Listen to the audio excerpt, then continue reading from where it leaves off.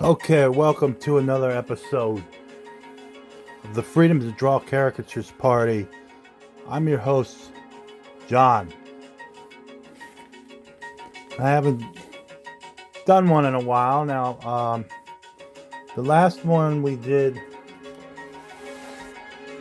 was a final appeal, and today's episode we're going to be doing an unexplained death. The FBI has reported that approximately 40% of the nation's homicides go unsolved.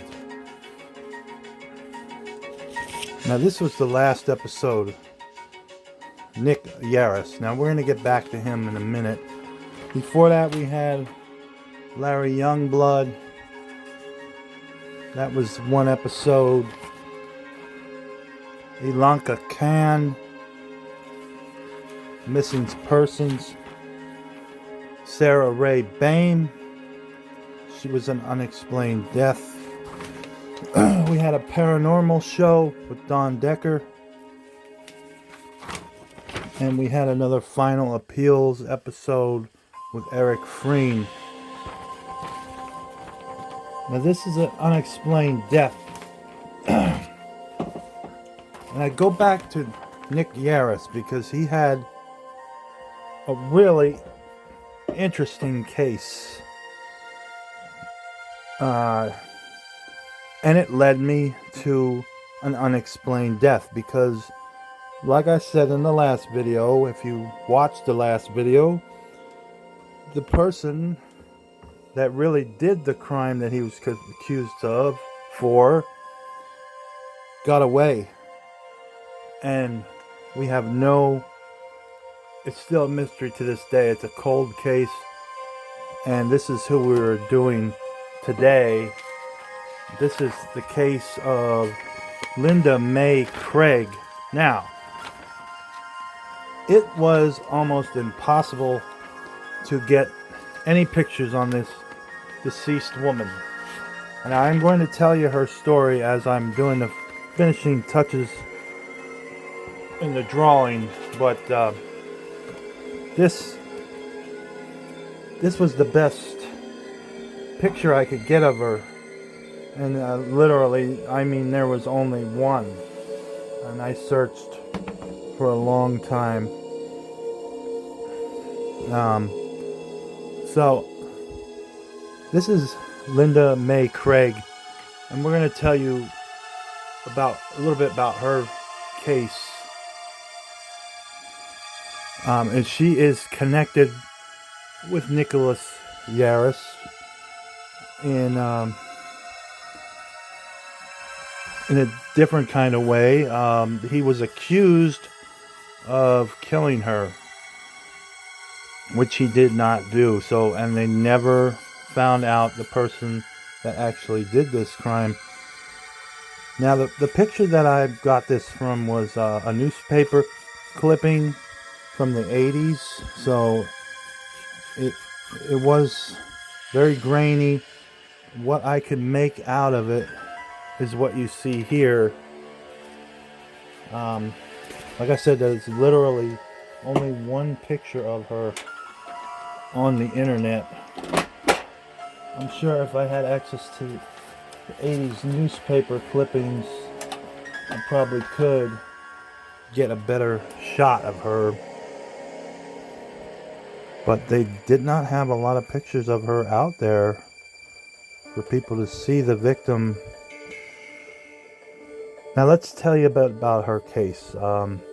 I heard about this mystery via the documentary on Netflix, The Fear of 13. This documentary is really good. I recommend you watching it. So the subject of this documentary is Nicholas Yarris. He essentially tells a story of getting in trouble with the law and deciding to make up some details about the death of this woman, Linda Mae Craig. Her pinning her murder on a guy named Jimmy, who had once assaulted Yarris in the past. who Yarris believed was dead from unreliable sources, to get his bail lowered so that he can abscond from justice. The cops check out his story, find Jimmy, and they figure out that Jimmy was not dead and had instead turned his life around. So then, Mr. Yarris ends up charged with murder, seemingly because he guessed some details. He only lived about 20 minutes from where the body was found and had attempted to place the blame on another guy. He is found guilty at trial and sentenced to death.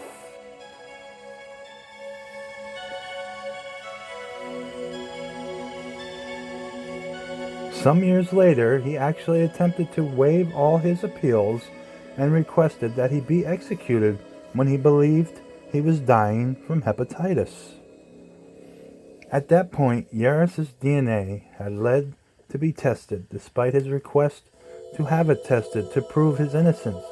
The judge ordered that any remaining DNA evidence be tested, presumably to avoid having an innocent man's blood on his hands. So they test the remaining evidence, it clears him, and he eventually gets exonerated and released from state custody. This is great for Yarris. I'm glad he was released, but it breaks my heart that he had to suffer so much for nothing but a mistaken belief that they would lower his bail based on a desire to get out of jail, especially since life, even before he had been incarcerated, had not been good. The other heartbreaking part of this story is that Miss Linda Mae Craig's real killer was never found, never caught. Her kidnapping, rape, and murder remains a mystery. Below are today I'm going to let you hear some details I pulled from the documentary. You can't find much information about Linda Mae Craig on the internet. Most information is what is tied to Yarris' case. Not even a picture. You can find one isolated newspaper article on Linda Mae Craig.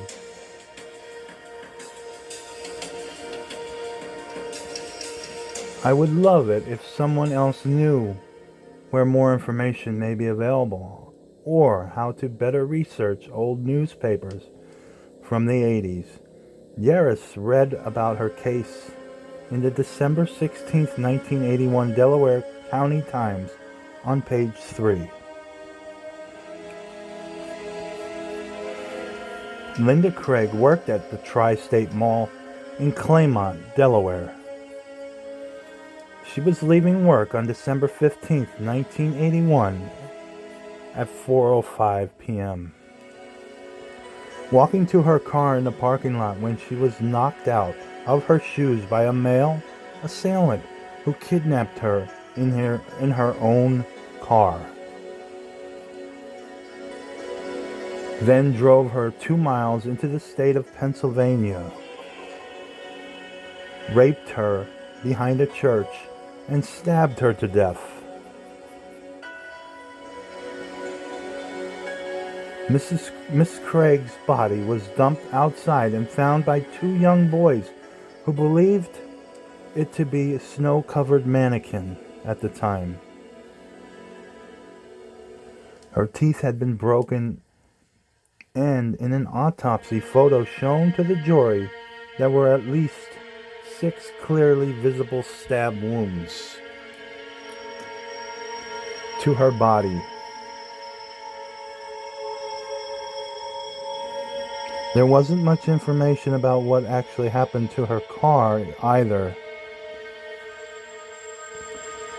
but there are photographs of the car, so it would obviously recovered been recovered at some point, but there were gloves used in the attack, and semen was found both in Mrs. Craig's underwear as well as in the gloves that were found in the car. Miss Craig was the mother of 3 adopted children at the time of her death. Now, when I was drawing this picture, I could see some of the things. She apparently looks like she was a fashionable woman. She was an attractive woman, and it was very hard to see from the grainy footage of the newspaper article, but I want to say that she was a little bit busty too. I say this because she was a victim of a stalker, so she had to have some kind of qualities that made her stand out, and for a woman, being busty is a quality that makes her stand out from the rest, and this may or may not, but I believe this may have attracted the stalker to her more than the other mall workers. So this is why I believe he picked her out to do this dastardly deed. And the earrings and the outfit she's wearing in this picture, it screams to me that she is stylish, and she looks good when she goes to work. So these are all things that would positively things that would be positive for her, but it also could be negative for her when they're talking about a deranged maniac, about the person that did this awful crime. Now, here are the questions that I had after I watched this documentary, and I recommend it. Is there anyone local who is old enough to remember if there are any suspects prior to Mr. Yarris's claim about the case that was made? Number 2, does anyone know about any serial killer rapists in the tri-state area, Pennsylvania and Maryland and Delaware, in the late 70s to early 1980s? That is a good question. The area looks relatively close to Philly and Wilmington, Delaware, so perhaps someone from one of those larger cities could be a suspect. It's good points. Number 3, perhaps Miss Craig's had a stalker, which I believe that. I believe she was stalked her at her job, at the mall, who may have been observed by other co-workers prior to Miss Craig's death. This is also possible. And this is why we're doing it. People ask me, why do you do this? Well, I was a victim of an attempted robbery. Someone did try to rob me at a mall parking lot, and they only halfway succeeded. They hit me with a aluminum bat, but I got up and I chased the assailant into a van, and it was just like a movie. And this is not made up. He was obviously a pro, because he had at least 2 other guys, or maybe 3, working with him, because he jumped into that getaway van just like the movies. They opened it up, and he jumped in, and the door of the van was left flinging open. I remember that. But after I found out I wasn't gonna be able to stop this guy because he was getting away in a vehicle and I was on foot, I made my way to a home that was near the mall parking lot, and this is the God's honest truth. It was a doctor that I happened to knock on the door. It was a emergency room doctor, and I thank God to this day that he knew right what to do. Yeah, he didn't even hesitate. He knew the right steps to take and got me to the hospital. And the rest is history. They did a CAT scan on me, and I got hit in the top of the head. And the doctor said, just thank God it wasn't a wooden bat and you got hit on the top of the head, because that's the strongest part of the skull. So yeah, that's my little story there, if anybody cares. But that is part of the reason why I do this. A lot of people ask me, why do you do this? Like, okay, so I digress anyway. Point 4, anyone else have a suggestion for someone who looks good for this crime for insistence? I wonder if the assailant took her to the church because they felt safe there. Maybe someone who had attempted services there. The church is not clear from the documentary, so someone who may be familiar with this area may know better than I which church it was. These are all excellent points in this case. This case does not have a lot of information to it, but from the newspaper article, guys, this is kind of what Mae Craig looked like, and this is an episode about unexplained death, and her death is unexplained even to this day. I believe Nick Yarris has a stake in this. He wants to find the killer. I mean, wouldn't you? If you were accused of this crime and then exonerated, and I believe he would be very interested on who actually did this. And she, like I said before, she seemed like a very stylish woman, and she would stand out in a crowd for this assailant to pick her, to do this to this awful. I'm sure you can conclude what had happened to her. We don't need to get into the details of that. It was very brutal, to say the least. Very brutal crime scene. This is about to be finished, guys, and I think this is a good representation of what Miss Craig looked like.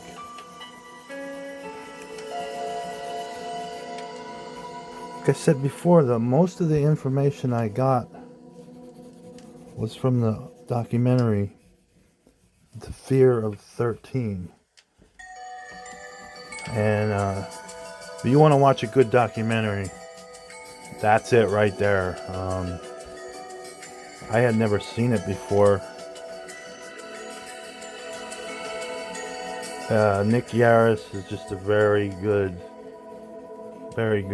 at telling his story, and he just pulls you in with the raw emotion and that he has. Oh, it's the update theme. I love this. This is the Unsolved Mysteries. Side A's and side B's that I draw to in the background. In case you're ever wondering what this music was, yeah, this is the theme of when they did updates. They would put this song in the background. Let's turn it up a little. We're almost done here with drawing Miss Craig.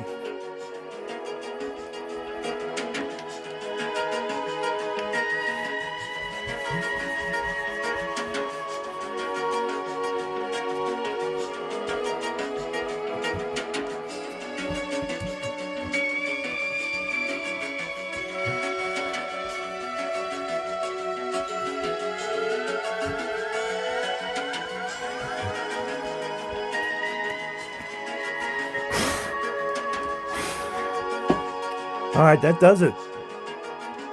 Pretty much it for Linda Mae Craig.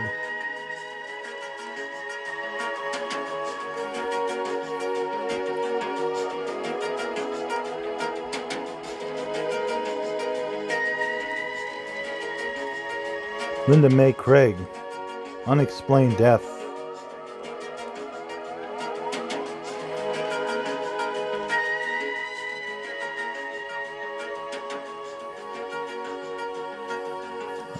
Almost the anniversary, December 15th, 1981, guys.